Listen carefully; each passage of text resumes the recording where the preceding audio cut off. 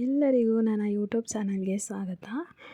ನೀವು ತಮ್ನೇಲಲ್ಲಿ ನೋಡಿದ ಪ್ರಕಾರ ಇವತ್ತು ನಾನು ಅಗಸೆ ಬೀಜದ ಜೆಲ್ ಮನೇಲೆ ಹೇಗೆ ಮಾಡೋದು ಅಂತ ತೋರಿಸ್ತಾ ಇದ್ದೀನಿ. ಈಗ ನಾನು ಆಲ್ರೆಡಿ ನೀರನ್ನ ಕುದಿಯೋಕ್ಕೆ ಇಟ್ಟಿದ್ದೆ ಒಂದು ಪಾತ್ರೆಯಲ್ಲಿ. ಈಗ ಅದಕ್ಕೆ ನಾನು ಅಗಸೆ ಬೀಜ ಹಾಕ್ತಿದ್ದೀನಿ. ಹಾಗೆ ಅಗಸೆ ಬೀಜದ ಜೊತೆಗೇ ನಾನು ಒಂದು ಸ್ಪೂನಷ್ಟು ಮೆಂತ್ಯ ಕಾಳನ್ನು ಸಹ ಹಾಕ್ತೀನಿ. ನಾನು ಹಾಕೋತೀನಿ, ಬಟ್ ಯೂಶ್ವಲಿ ಯಾರು ಹಾಕಲ್ಲ, ಬಟ್ ನಾನು ಹಾಕ್ತೀನಿ. ನಂದು ಹೇರ್ಸು ತುಂಬ ರಫ್ ಇದೆ, ಅದಕ್ಕೋಸ್ಕರ.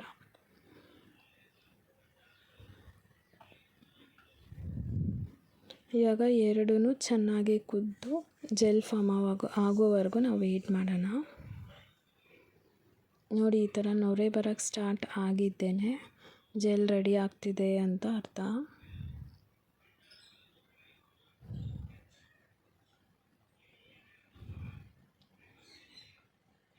ಹೊರಗಡೆ ತೊಗೋಬೇಕಾದ್ರೆ 100 ಗ್ರಾಮು ಅಥವಾ 50 ಗ್ರಾಮ್ ಆ ಥರ ಸಿಗುತ್ತೆ ಅಲ್ವಾ, ಅದಕ್ಕೆ ಎಷ್ಟೊಂದು ದುಡ್ಡು ಕೊಡ್ತೀವಿ. ಅದ್ರ ಬದಲು ನಾವೇ ಮನೆಗೆ ಮಾಡಿಕೊಂಡ್ರೆ ಯಾವಾಗ ಬೇಕೋ ಆವಾಗ ಮಾಡ್ಕೋಬೋದು, ಎಷ್ಟೊಂದು ಮಾಡ್ಕೊಬೋದು, ದುಡ್ಡು ಉಳಿಸ್ಬೋದು ಮತ್ತು ಆರೋಗ್ಯನೂ ಚೆನ್ನಾಗಿರುತ್ತೆ.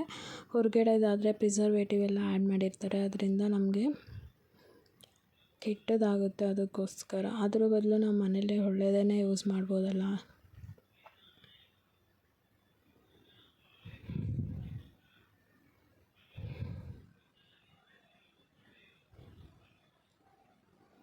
ನೋಡಿ, ಈ ಥರ ನೊರೆ ಜಾಸ್ತಿ ಆಗ್ತಾ ಜೆಲ್ ಕಂಪ್ಲೀಟಾಗಿ ಫಾರ್ಮ್ ಆಗುತ್ತೆ.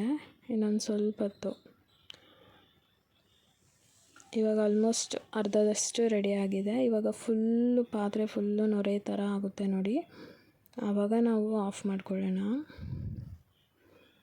ನಾವು ಅದನ್ನು ಕದಡುವಾಗಲೇ ನಾವು ಸೌಟಲ್ಲಿ ಅಬ್ಸರ್ವ್ ಮಾಡಿದ್ರೆ ನೋಡಿ ಎಷ್ಟು ಚೆನ್ನಾಗಿ ಜೆಲ್ ಫಾರ್ಮ್ ಆಗಿದೆ ಆಲ್ರೆಡಿ.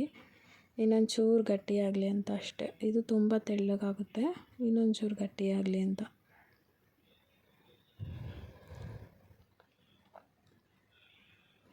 ನೋಡಿ, ಇವಾಗ ಜಾಸ್ತಿ ನೊರೆ ಬಂದಿದೆ.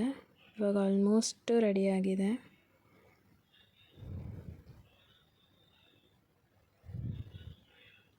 ನೋಡಿ, ಜೆಲ್ ಚೆನ್ನಾಗೇ ಫಾರ್ಮ್ ಆಗಿದೆ.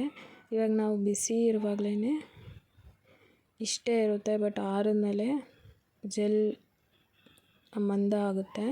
ಕಂಪ್ಲೀಟಾಗಿ ನಾವು ಜೆಲ್ ಆಲೋವೆರಾ ಎಲ್ಲ ಹೇಗೆ ಯೂಸ್ ಮಾಡ್ತೀವೋ ಆ ಥರ ಆಗುತ್ತೆ. ಇವಾಗ ಆಫ್ ಮಾಡ್ತೀನಿ. ಇವಾಗ ನಾನು ಸ್ಟ್ರೈನರ್ ತೊಗೊಂಡು ಸೋಸ್ಕೋತೀನಿ.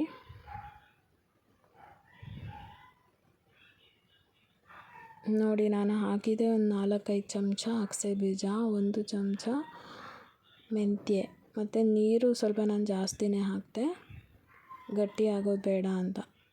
ಎಷ್ಟು ಜಾಸ್ತಿ ಹಾಕಿದ್ರೂ ಪರವಾಗಿಲ್ಲ, ಚೆನ್ನಾಗೇ ಇರುತ್ತೆ, ಯಾವುದು ವೇಸ್ಟ್ ಆಗೋಲ್ಲ.